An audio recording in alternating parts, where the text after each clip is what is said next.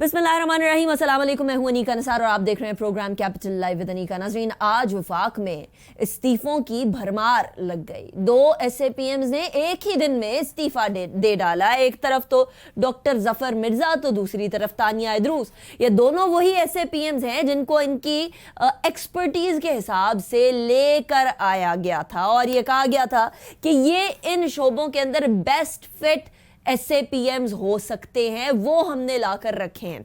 ऐसे में जफर मिर्जा साहब के ऊपर जो इल्ज़ाम लगा था वो ये लगा था कि एक तो अद्वियात की कीमतें बहुत ज़्यादा बढ़ गई, ऐसी बढ़ गई कि फार्मास्यूटिकल कंपनीज के माफिया बनने का खदशा हो गया। इमरान खान साहब इस बात की फेवर करते रहे कि ये जो रेगुलेशन है या रेगुलेट करना है कीमतें फार्मास्यूटिकल की, वो गवर्नमेंट के पास इसका इख्तियार होना चाहिए, लेकिन फार्मास्यूटिकल कंपनीज के पास इख्तियार होना चाहिए कीमतें देखने का। ये बात जफर मिर्जा साहब की थॉट थी। लेकिन मामला यहाँ ना रुका और भारत से अद्वियात दरामद करने का मामला भी आया। लाइफ सेविंग ड्रग्स भारत से इंपोर्ट की जा सकती थी, लेकिन लाइफ सेविंग से बढ़ के भी ड्रग्स इंपोर्ट की गई। ये मामला भी एक स्कैंडल बन के सामने आया। लेकिन डॉक्टर जफर मिर्जा का जो इस्तीफा आया है उसमें उन्होंने जो ट्वीट्स किए हैं वो बड़े ही वाज़ेह तौर पर ये शो कर रहे हैं कि शायद वो एक ऐसे मौके के ऊपर तमाम चीज़ों को संभाला देकर जा रहे हैं जहां कोरोना वायरस मिनिमम पर आ गया है। वो कहते हैं, due to ongoing negative discussion about the role of SAPM and criticism on the government, I choose to resign. Pakistani people deserve a better health care. I worked sincerely to contribute to this cause. Pakistan will inshallah emerge out of COVID with a stronger healthcare system. I have resigned as SAPM. I came to Pakistan on a personal invitation of Imran Khan, leaving WHO. I worked hard and honestly. It was a privilege to serve Pakistan. I'm satisfied that I leave at a time when COVID has declined in Pakistan as a regard of grand national effort. ये 2 tweets उनके सामने आए, यके बाद दीगरे उन्होंने ये बात वाज़ेह कर दी कि मैं एक ऐसे टाइम पे जा रहा हूँ जहाँ कोरोना वायरस जो है बड़ा ही मिनिमम के ऊपर आ गया है।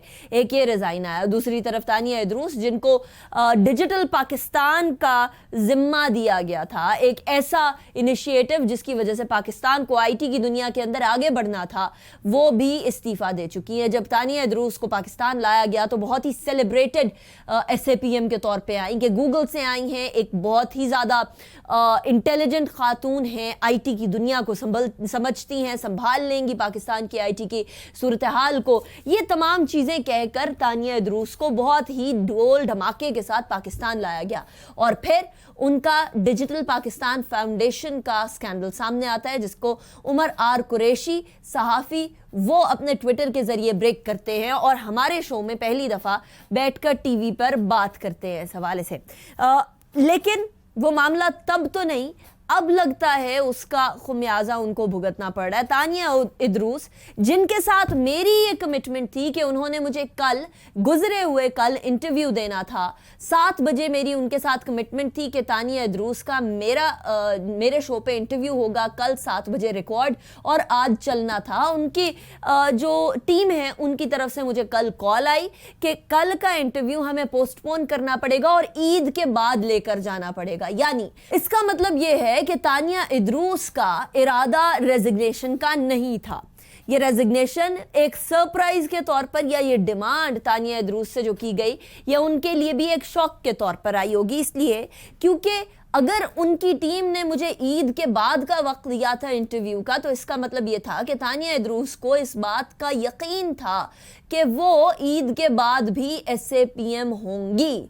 लेकिन इन दोनों इस्तीफ़ों के बारे में एक बात तो वाज़ेह है कि इस्तीफ़ा दिया नहीं गया, इस्तीफ़ा लिया गया। तानिया इदरूस अपने शो में क्या कहती है, अपने ट्वीट में क्या कहती हैं, जो मेरे शो से कमिटमेंट के बाद ऑफ कोर्स आया, कि criticism levied towards the state as a consequence of my citizenship status is clouding the purpose of digital Pakistan in the greater public interest. I have submitted my resignation from the SAPM role. I will continue to serve my country and PM's vision. ये चीज़ हमारे सामने वाज़े तौर पर आ गई। तो दोनों का रेजिग्नेशन सामने आया और اب جو ہے معاملے کو ہم دیکھیں گے کہ کس نہج پر جا کر رکتا ہے. میرے ساتھ شو میں جو مہمانان موجود ہوں گے میں ان کا تعارف کروا دوں. احمد جواد صاحب پاکستان تحریک انصاف کے رہنما ہے, پہلا سیگمنٹ ان کے ساتھ کریں گے. دوسرے سیگمنٹ کے اندر ہمیں علی گوہر صاحب PMLN کے رہنما بھی جوائن کریں گے. ابھی بریک کی طرف جائیں گے, بریک کے بعد واپس آئیں گے, اس کے بعد پھر شو کا باقاعدہ آغاز کریں گے.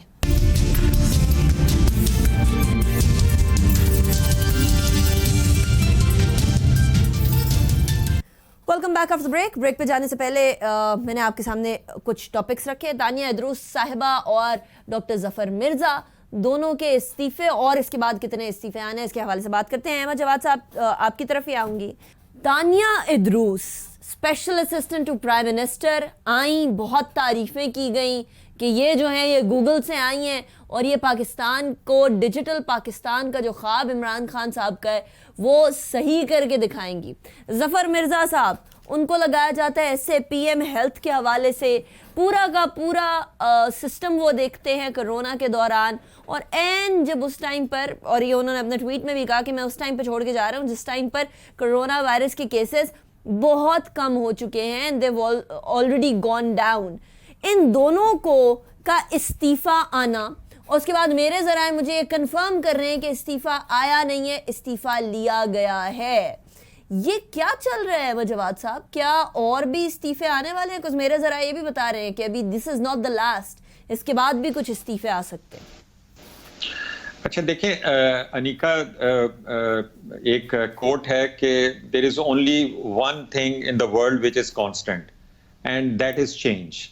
اور تبدیلی جو ہے کسی آرگنائزیشن کے اندر, آپ کی اسٹریٹجی کے اندر, آپ کی ٹیم کے اندر جو ہے, اگر اس میں تبدیلی ہو رہی ہے تو اس کا مطلب یہ ہے کہ اس ٹیم کی یہ کوشش ہے کہ اپنی کارکردگی کو بہتر سے بہتر بنایا جائے اور اپنے ٹیم ممبرس کو انڈر ویلیویشن رکھا جائے, ان کی پرفارمنس کو گیج کیا جائے, اور اگر کوئی پرفارم نہیں کرتا یا ایکسپیکٹیشن پہ پورا نہیں اترتا یا اس کے حوالے سے کچھ آبزرویشنز آتی ہیں اس کی, چاہے وہ کریڈیبلٹی کے حوالے سے ہیں یا پرفارمنس کے حوالے سے ہیں, تو آپ کو اس کو جلد یا بدیر جو ہے اس سے آپ کو کہنا پڑتا ہے, اس کو دروازہ دکھانا پڑتا ہے. اب وہ دروازہ دکھانے کا مطلب جو ہے وہ ایک آنریبل طریقہ یہ ہوتا ہے کہ جو بھی جس کے ساتھ نہ آپ سیٹسفائیڈ ہوں تو ایک طریقہ اس کا آنریبل یہ ہے کہ وہ ریزائن کر دیں. مجھے یہ بتا دیں کہ ان دونوں کیسز کے اندر کیا وجہ بنی ہو سکے گی؟ بیکاز obviously آپ کہہ رہے ہیں کہ دروازہ دکھا دینا بہتر ہوتا ہے, تو پھر ریزگنیشن کی بجائے ڈسمسل کی بات کیوں نہیں کی جاتی؟ یہ اس سے پہلے بھی آپ کو یاد ہے یوسف بیگ مرزا صاحب کے ریزگنیشن کی بات بھی سامنے آئی تھی, وہ بھی ذرائع نے یہ بتایا تھا کہ بیسکلی ریزگنیشن دیا نہیں لیا گیا ہے. سو یہ تمام چیزیں, یہ ریزگنیشن کا فساد بنانے کی ضرورت کیا ہے؟ اگر آپ کو کوئی نہیں پسند آ رہا تو آپ اس کو اللہ حافظ ویسے کہہ دیں. انیکا, یہ ایک پوری دنیا میں ایک آپ کہہ سکتے ہیں کہ ایک آنریبل ایگزٹ کا ایک آپشن ہے. آپ کو ٹرمپ کی انتظامیہ کے اندر بھی آپ کو ایسے ریزگنیشن نظر آئیں گے کہ جہاں پہ نہیں, اگر ٹیم کی اپنی لیڈرشپ کے ساتھ یا اسٹریٹجی کے ساتھ اس کی الائنمنٹ ہو رہی تو وہ ایک ریزگنیشن ایک آپشن ہوتی ہے. تو یہ ایک بڑا مہذب اور آنریبل طریقہ ہے کہ جو اڈاپٹ کیا جاتا ہے اس میں. لیکن میں اس میں انیکا تھوڑا سا میں ایڈ کر دوں, جیسے ظفر مرزا صاحب کے حوالے سے آپ نے کہا کہ انہوں نے کہا کہ میں کرونا کو ایک بڑی اچھی صورتحال میں چھوڑ کے جو ہے میں جا رہا ہوں, تو میں اس کو تھوڑا سا کریکٹ کرنا چاہوں گا کہ ظفر مرزا صاحب کی قیادت میں کرونا پاکستان جو ہے وہ دنیا میں 12ویں نمبر پر وہ چھوڑ کے جا رہے ہیں, اور مجھے امید ہے کہ انشاءاللہ نیئر فیوچر میں ہم نیچے آئیں گے. لیکن ظفر مرزا صاحب کی قیادت میں ایز اے ہیلتھ منسٹر جو ہے ہم تقریباً 12ویں نمبر تک ہم دنیا میں پہنچ گئے. یعنی آپ پرفارمنس سے سیٹسفائیڈ نہیں ہے ظفر مرزا صاحب جو کلیم کر رہے ہیں؟ میں اس کو تھوڑا سا, میں ان کی اس سٹیٹمنٹ کو کہ جس میں وہ کلیم کرنا چاہ رہے ہیں کہ انہوں نے شاید کوئی بہت کوئی ایک کارنامہ انجام دیا, تو میں اس کو تھوڑا سا اس کی تصحیح کرنا چاہ رہا ہوں کہ ہم اس وقت دنیا میں 12ویں نمبر پہ ہیں. لیکن اب ہم امید ہے کہ انشاءاللہ جو اور سمارٹ لاک ڈاؤن جو ہے وہ مین ریزن ہے کرونا کی صورتحال بہتر کرنے میں, اور یہ سمارٹ لاک ڈاؤن جو ہے اس کا کریڈٹ جو ہے وہ پرائم منسٹر عمران خان کو جاتا ہے. مجھے احمد جواد صاحب ایک چیز کنفرم کر دیں, تو آپ کہہ رہے ہیں کہ دونوں کی پرفارمنس میں مسئلہ تھا, اسی لیے جو ہے وہ ان سے ریزگنیشن لیا گیا. یو کنفرمنگ دس؟ دیکھیں انیکا, میں نے یہ تو نہیں کہا, لیکن میں نے آپ سے یہ ضرور کہا ہے کہ جب بھی پرفارمنس کسی کی یا اس کی انٹیگریٹی, ادھر سے پکڑے, بات تو ایک ہی ہے نا, صحیح سے بتائیں کہ کیا ریزگنیشن لیا گیا؟ دیکھیں میں نے تو آپ کو بڑی تفصیل سے آپ کو بتایا, اٹس این آنریبل ایگزٹ, جو کہ پوری دنیا میں ایکسرسائز ہوتی ہے, تمام حکومتوں میں ہوتی ہے. I will take that as a confirmation. اچھا احمد جواد صاحب, اور دیکھیں ایک چیز میں بتاؤں کہ ادویات کے حوالے سے ایک یہ تو آن ریکارڈ موجود ہے کہ پرائم منسٹر جو ہیں ادویات کے حوالے سے اس کی قیمتوں کے حوالے سے ایک بڑا زیرو ٹالرنس ان کی طرف سے تھا, اور انہوں نے یہ کہا, انسٹرکشن دی تھی کہ فارماسیوٹیکل انڈسٹری سے ادویات کی پرائسز کو جو بڑھانے کا اختیار ان کے پاس ہے وہ واپس لیا جائے. اور اس کے اوپر جو ہے وہ ظفر مرزا صاحب نے کوئی خاص کام نہیں کیا, بلکہ ان کا پوائنٹ آف ویو یہ تھا کہ وہ اختیار جو ہے وہ فارماسیوٹیکل انڈسٹری کے پاس ہی رہنا چاہیے, جبکہ پرائم منسٹر عمران خان یہ چاہتے تھے کہ عوام کے مفاد میں اس اختیار کو لیا جائے اور پرائس کو کنٹرول ہم کر سکیں, حکومت اس کے اوپر زیادہ بہتر ایکسرسائز کر سکے. رائٹ. اچھا تانیہ ادروس صاحبہ کے بارے میں بھی بتا دیجیے گا. ایک تو وہ ڈیجیٹل پاکستان فاؤنڈیشن کا جو مسئلہ بنا تھا وہ ایک سکینڈل سامنے آیا, لیکن کیا وہ سکینڈل ایسا تھا کہ ان کو اس کے بعد اللہ حافظ یا آنریبل ایگزٹ دے دیا جاتا؟ دیکھیں ایک تو یہ ہے انیکا, اگر کوئی بھی ہم اگر کوئی گورنمنٹ کی ایک پوزیشن لیتے ہیں اور اس پوزیشن کے ساتھ ہی ہم اسی ریلیٹڈ فیلڈ میں کوئی فاؤنڈیشن بناتے ہیں یا این جی او بناتے ہیں یا کمپنی بناتے ہیں, اور اس کی ٹائمنگ بھی جو ہے وہ آپ کی اس پوزیشن کے لینے کے ساتھ ہو, تو آئی تھنک اٹ ریزز آئی بروز, اور کنفلکٹ آف انٹرسٹ جو ہے اس میں نظر آتا ہے.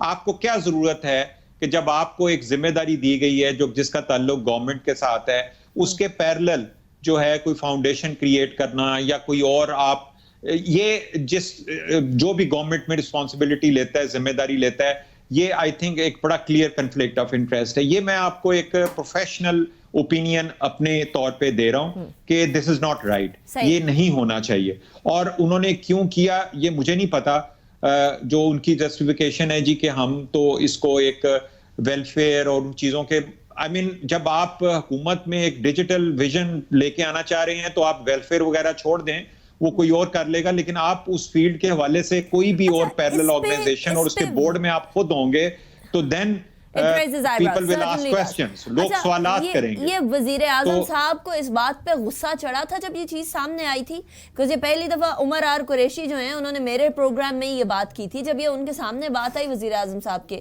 تو انہیں غصہ چڑھا تھا اس بات پہ تانیہ ادروس صاحبہ پہ.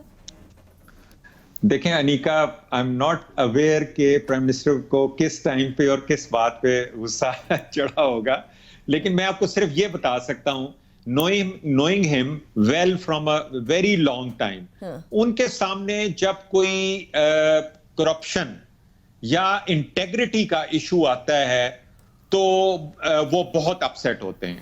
وہ چاہے وہ ایک ایز اے پارٹی چیئرمین ہوں یا پرائم منسٹر ہوں, میں آپ کو اس بات کی تصدیق کرتا ہوں 100% کہ اس کے اوپر ان کا خون کھولنے لگ پڑتا ہے اگر ان کو یہ پتا چلے کہ ان کے کسی ٹیم ممبر نے کوئی کرپشن یا کوئی اس نے کوئی دو نمبری کرنے کی کوشش کی ہے. ندیم بابر صاحب کی بھی یو ایس سٹیزن شپ ہے 1999 سے, ان کے اوپر بھی کانفلکٹ آف انٹرسٹ کے الزامات لگے کہ ندیم بابر ہیز شیئرز, جو ڈیکلریشن آئی شیئرز ہیں ان کے پیٹرولیم کی جو مارکیٹنگ آئل مارکیٹنگ کمپنیز ہیں ان میں, ان کے اوپر الزام لگا کہ انہوں نے پرووائیڈ کیا پلیٹ فارم ایک بحران پیدا کرنے کا. اس کے بعد 26 تاریخ کو مہینہ ختم ہونے سے 4-5 دن پہلے قیمتیں بڑھا بھی دی, جس کی وجہ سے اربوں روپے کا فائدہ ہوا آئل مارکیٹنگ کمپنیز کو. احمد جواد صاحب, ادھر بھی تو پھر یہی اظہار برہمی ہونا چاہیے, ادھر بھی تو خون کھولنا چاہیے, کیا ان کا ریزگنیشن بھی ہم دیکھیں گے؟ اچھا, اس میں دو چیزیں ان کو الگ الگ کر لیتے ہیں. ایک ہے کنفلکٹ آف انٹرسٹ کہ جو رسپانسبلٹی ان کی ہے اس سے ریلیٹڈ بزنس ان کا موجود ہے, اس میں کوئی ڈاؤٹ نہیں ہے. سو ندیم بابر صاحب کی پوزیشن کا کنفلکٹ آف انٹرسٹ کے ساتھ بالکل تعلق ہے. اب دوسری بات جو آپ نے کہی کہ وہ پرائسز اوپر گئیں, ان کو فائدہ ہوا یا کس کو ہوا, دیکھیں this is not an established fact. یہ ایک ایلیگیشن تو ضرور ہے لیکن یہ کوئی اسٹیبلشڈ فیکٹ نہیں ہے کسی بھی ادارے کی طرف سے. ایک پولیٹیکل ریٹورک میں تو ہم کہہ سکتے ہیں, بے شک الزامات لگا دیں, لیکن یہ کہیں پہ بھی کوئی اسٹیبلش چیز نہیں ہے کہ اس میں ندیم بابر صاحب کے کسی ایکشن یا فیل سے ندیم بابر صاحب نے کوئی فائدہ اٹھایا ہو. اب ان کا ڈیول نیشنل ہونا, یہ اگر آپ قانون کے تناظر میں دیکھتے ہیں تو ایس اے پی ایم کے حوالے سے تو کوئی اس کے اوپر آبجیکشن نہیں بنتی. ہاں اگر وہ M N A M P A بنتے تو پھر اس حساب سے تھی. لیکن تانیہ اندرو صاحبہ کی طرف سے یہی ریزن دی گئی نا کہ میری سٹیزن شپ کے اوپر آبجیکشن ہے اور میں جو ہے اس تمام کنٹروورسی کو ختم کر کے ریزائن کرنا چاہ رہی ہوں. تو پھر تو اس منطق سے سوچا تو ندیم بابر صاحب کا بھی وہی ایشو ہے. دیکھیں اس میں پھر ندیم بابر صاحب پہ یہ ڈیپینڈ کرتا ہے کہ کیا وہ تانیہ کی مثال کو فالو کرتے ہوئے ریزائن کرنا چاہتے ہیں کہ نہیں کرنا چاہتے. ریزائن تو لیا گیا نا احمد جواد صاحب, دیا تو نہیں گیا نا. نہیں تو میں تو پھر اب اس سوال کا جواب دے رہا ہوں جو آپ نے ابھی پوچھا کہ تانیہ نے چونکہ ریزائن جو ہے وہ اس بنیاد پہ کیا ہے کہ ان کو ڈیول نیشنل تھیں تو کیا ان کو کرنا چاہیے. تو میں اسی کا آپ کو جواب دے رہا ہوں کہ ندیم بابر صاحب اگر چاہیں تو اس مثال کو فالو کرتے ہوئے وہ ریزائن کر سکتے ہیں. لیکن قانونی طور پہ میں جو ٹیکنیکلی طور پہ میں بتا رہا ہوں کہ ڈیول نیشنل جو ہے وہ اس کا ایس اے پی ایم ہونے کے اوپر اس سے کوئی پاکستان کے کانسٹیٹیوشن کے مطابق اس پہ کوئی اعتراض نہیں. رائٹ احمد جواد صاحب, میں بریک کی طرف جاؤں گی. بریک کے بعد مجھے علی گوہر صاحب کی طرف جانا ہے. یہ نیشنل اکاؤنٹیبلٹی بیورو ہو, فیٹف کی قانونی ترامیم ہو, جو امینڈمنٹس کے اندر ان لوگوں کی طرف سے اپوزیشن کی طرف سے جو سجیشنز دی گئی تھی وہ ہوں, تمام کے بارے میں بات کریں گے. لیکن مجھے بریک کی طرف جانا ہے, بریک کے بعد واپس آتے ہیں, کنٹینیو کریں گے.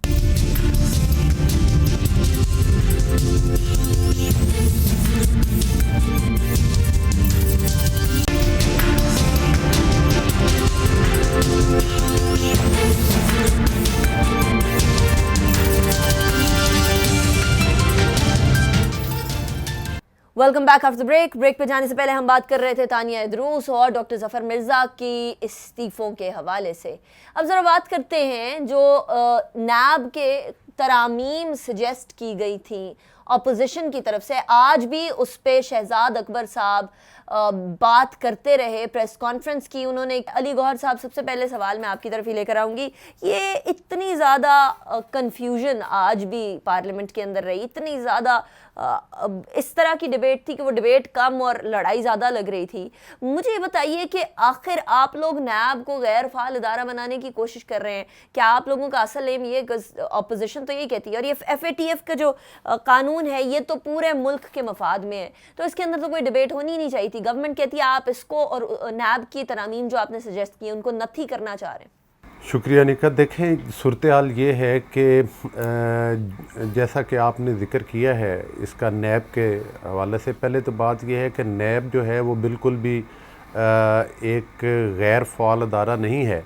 وہ کرنے کی کوشش کر رہے ہیں, جس پرپز کے لیے بنایا گیا ہے اس میں وہ انتہائی فعال ادارہ ہے. یہ پولیٹیکل انجینئرنگ کے لیے یہ ادارہ بنایا گیا اور وہ اپنا کام بخوبی کر رہا ہے, اس میں وہ مکمل طور پہ فعال ہے.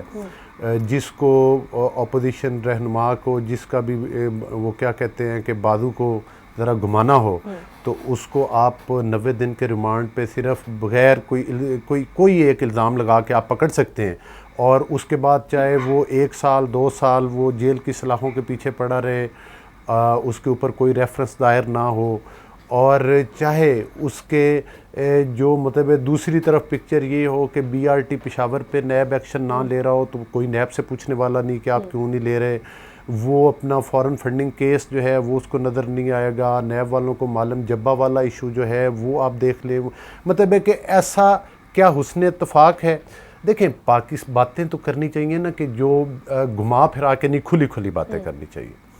ہم چاہتے ہیں ایک ایسا نیب ہو جو ہر کسی کی اکاؤنٹیبلٹی کرے, جو پولیٹیکل وکٹمائزیشن نہ کرے, اور چاہے کوئی گورنمنٹ میں بیٹھا ہے چاہے پرائم منسٹر سے بھی پوچھا جائے کہ جو میری بات مکمل ہونے دیں, پرائم منسٹر سے بھی پوچھا جائے کہ اگر آپ نے اربوں روپے کا پیسہ چینی سے اور آٹے سے آپ نے اور آپ کی اے ٹی ایم نے چرایا, कैबिनेट को आप जो है वो उसको प्रेजाइड कर रहे थे और आपकी मौजूदगी में वो सब कुछ पास हुआ, उसकी एक्सपोर्ट की इजाज़त दी गई और आटे की भी इसी तरह से गंदम की एक्सपोर्ट की इजाज़त दी गई और इवन फेक इनवाइसेस बना के वही चीनी और वही आटा फिर वापस लाने की बातें की गई, लेकिन कोई आपको नया कोई एक्शन रातों रात आज आप बिल्कुल ठीक कह रहे हैं, सारों के ऊपर बिला इम्तियाज कार्रवाई होनी चाहिए। वो नायब के चेयरमैन भी कहते थे हम केसेस देखते हैं, फेसेस नहीं देखते, लेकिन एनीवे एक सुप्रीम कोर्ट की एक ऑब्जर्वेशन भी आई। बट क्या यही बातें उस टाइम पर भी सादर आती थी जब नवाज शरीफ साहब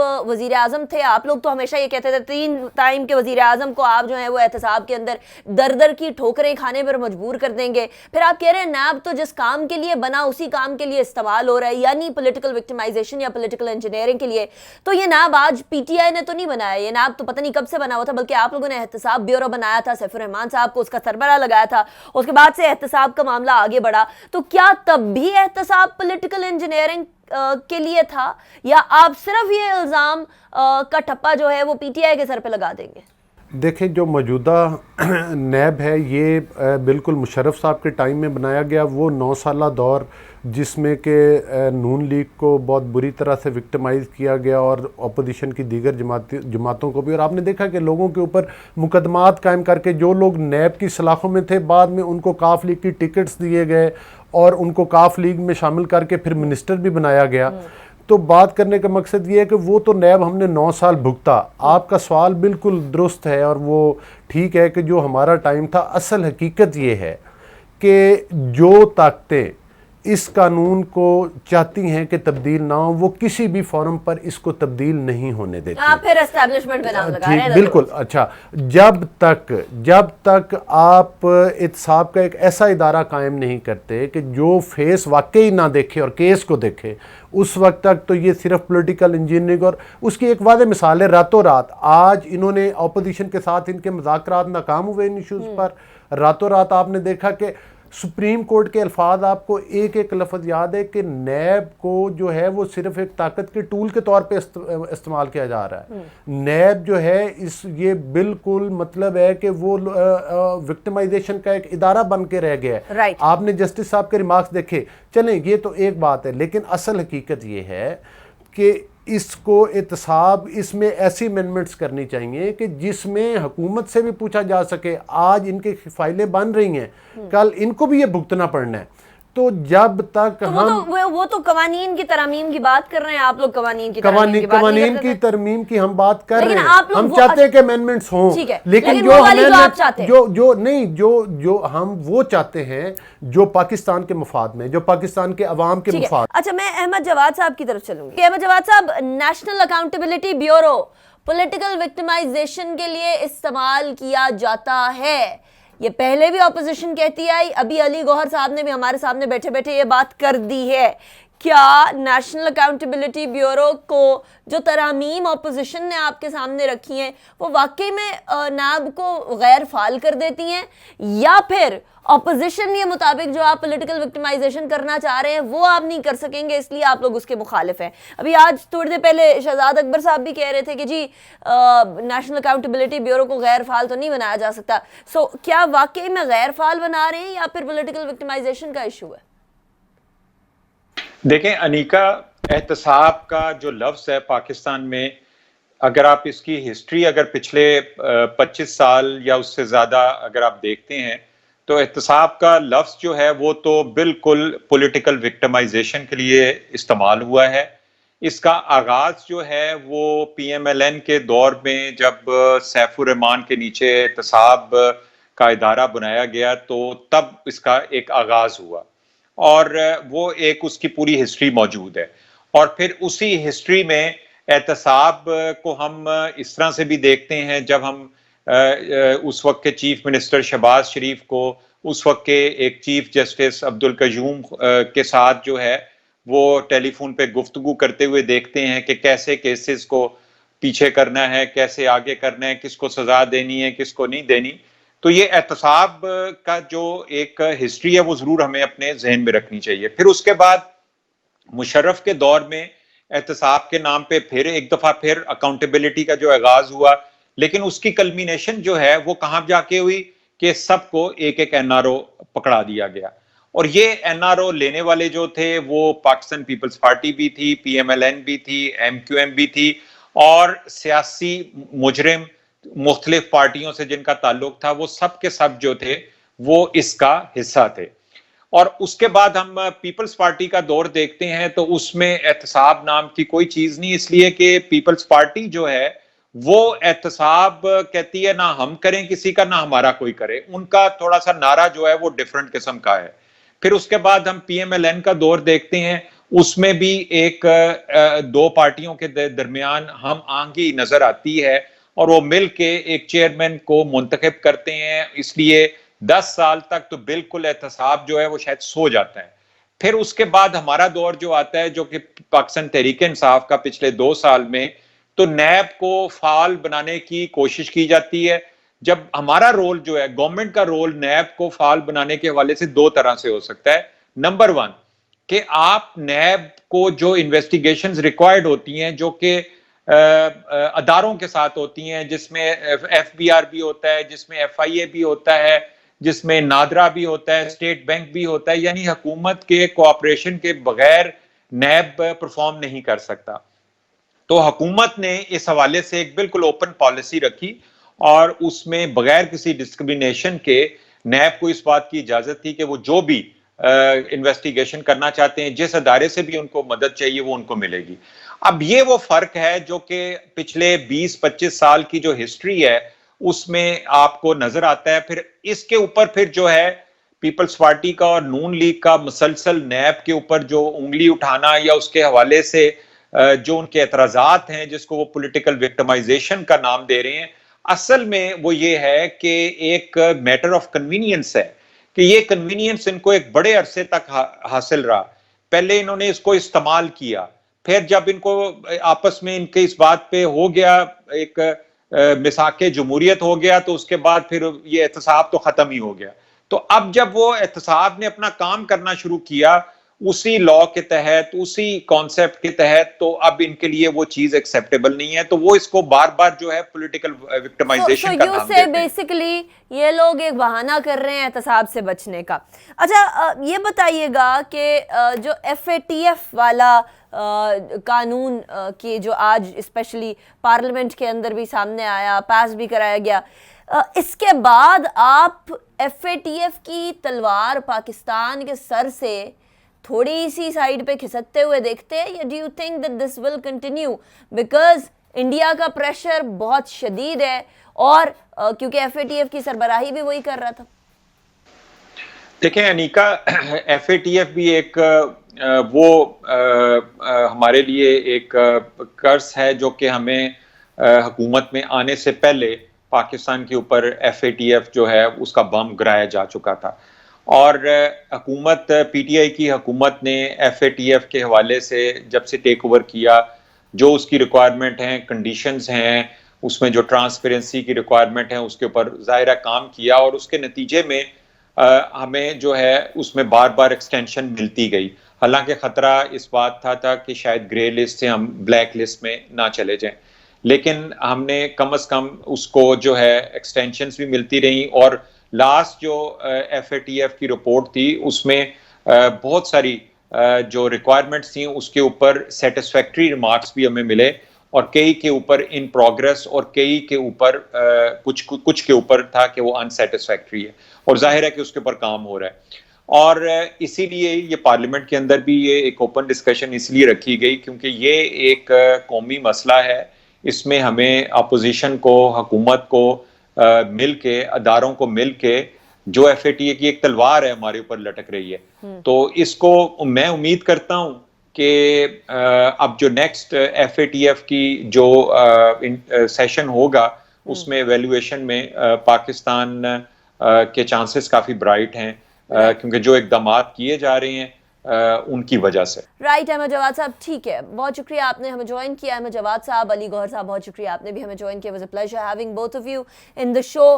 وقت آج کچھ شو کا کم ہے, مجھے اجازت دیجیے, اپنا بہت خیال رکھیے گا, لیکن اس دعا کے ساتھ کہ جو کرونا کا معاملہ ہے, یہ جو ڈیجیٹل پاکستان کا معاملہ ہے, یہ جو کانفلکٹ آف انٹرسٹ آ جاتا ہے, چاہے کسی بھی حکومت کی بات کریں, یہ ہمارے ملک سے ذرا سائڈ پر ہو سکے. انیکا نثار کو اجازت دیجیے, اپنا بہت خیال رکھیے گا. اللہ حافظ ناصر.